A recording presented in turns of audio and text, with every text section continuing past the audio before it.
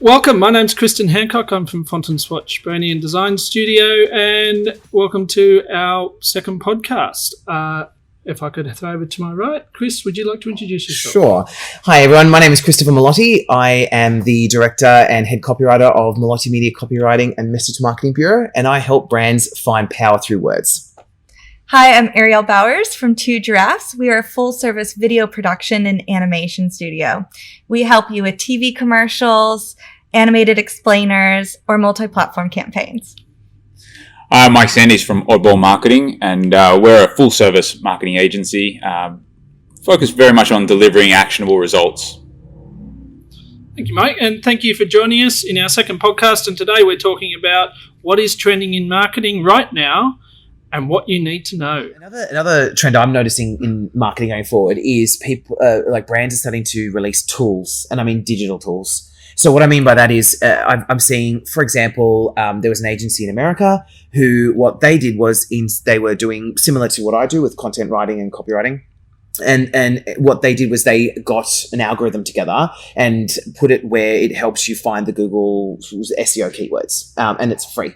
And so what they did was they completely shook up that market, and they used, even though they don't play in the tool space, they made it as a marketing initiative so they could collect leads from it. Now that you might be like, oh, that's not that amazing, but it actually is, because what they did is they changed their model completely from using like advertising to attract clients and things like that to actually saying, here's an actually functioning like tool that you can use. Yeah. And I feel like this is an underestimated space that marketing can play in, where it's like, okay, what do we do? How can we develop a tool that's just outside of our sphere that will tap into a few more leads and bring people in? And that's what's happening. I think it's even a little bit more general than that, because one of the big trends we're seeing in video is more educational based video.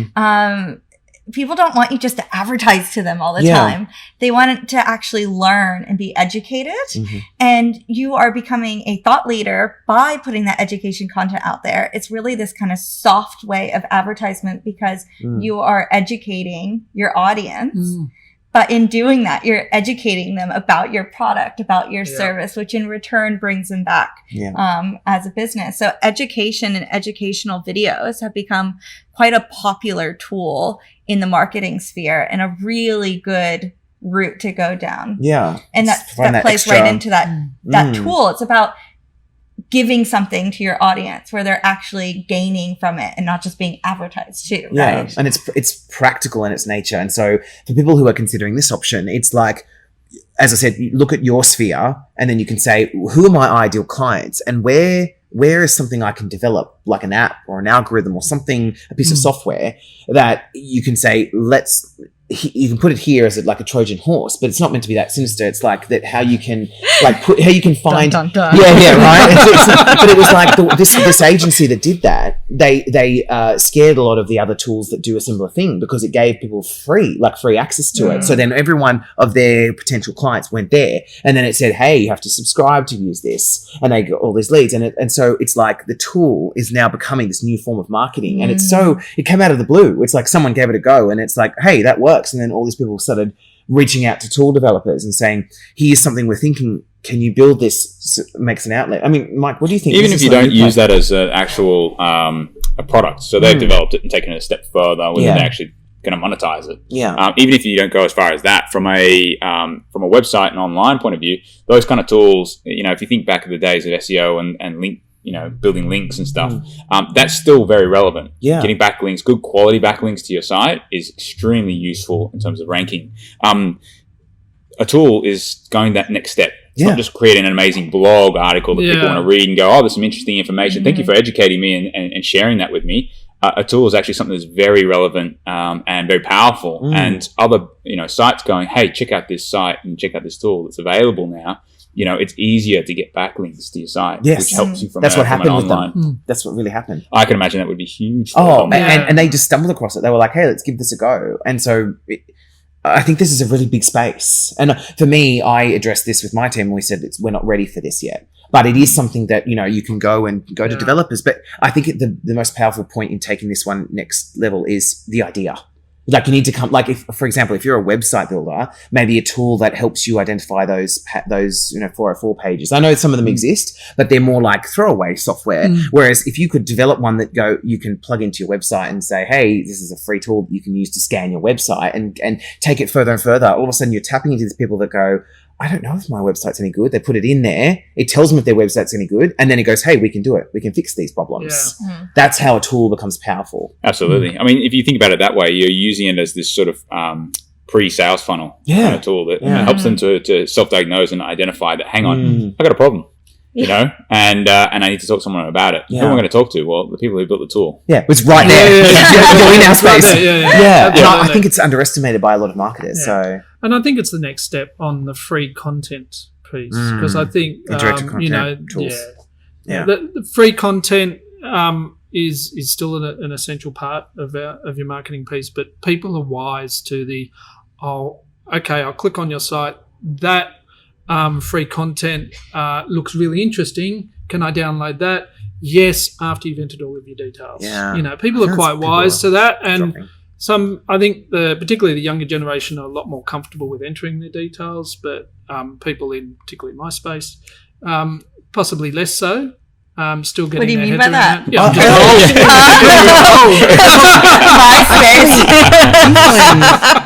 I'm nearly in the He's showing how old this is on MySpace, right? But I actually found that that trend's now reversed with the younger generation. Yeah. I find there's there's the older generation that don't want to give their details, then there's the middle generation that do, and then the newer younger generation are going, I don't want my privacy out there. I don't know. Have you found that? I found that there's a new younger generation that go, I want to lock everything down. I don't want to give my details out. I don't know if you found that. I find that a lot. I mean, we were starting to work with some partnerships with TikTok advertisements, and I definitely see quite the opposite. Oh, do you? Okay, there you go. In the sense of on TikTok, the younger generation, they're very much sharing so much of their life and their soul and their stories and themselves to a point that we never did. Right. Even funny. back in the day when we did just Facebook, we were like, eating a salad, it's yummy, right? They were still quite, Please don't bring that time up.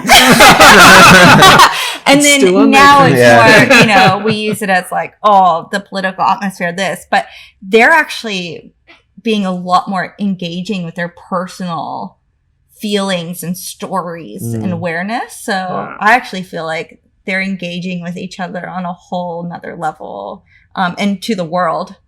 I think that also that means that we have a certain level in terms of marketing. We've got a certain level of responsibility. Yeah. That as we sort of see a generation of consumers who are prepared to put up their information and stuff, then as marketers, we need to look at that and respect that and say that that's actually very beneficial in terms of the way we can work with them and work with that to provide great content or great products and services that can support them, so long as we don't abuse that trust that they've done in us. And that could easily turn in a couple of years' time where you get a bunch of marketers and they're doing stuff that then just abuses that, and then all of a sudden they just shut off to it. Yeah. So, I think that's something that's, there's definitely that big responsibility as a trend in terms of us earning trust and then maintaining that trust by doing the right thing. Yeah.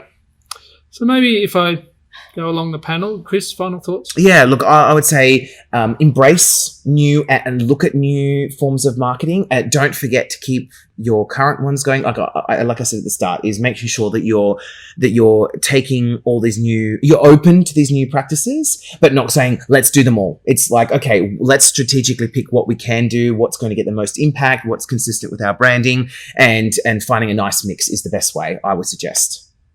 Ariel? Yeah, I mean, that's right on the nose. I think you need to look at your audience and look at what you're trying to put out there and then decide which of these trends would actually further our marketing by utilizing it.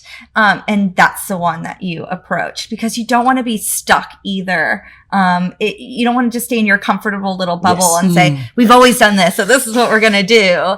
But you also don't want to just go wild on any trend possible. Yeah. It's about just constantly looking at where can I go to evolve my marketing and really reach my audience in the best way possible. And that's what you should head down. Yep. Yeah, I would agree with that. If you, as a business, we should all look at where we fit and where we are in terms of the type of business.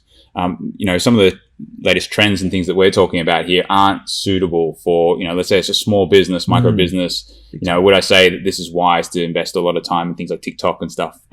No, there's plenty of other channels and activities that are much more tried, tested, and work.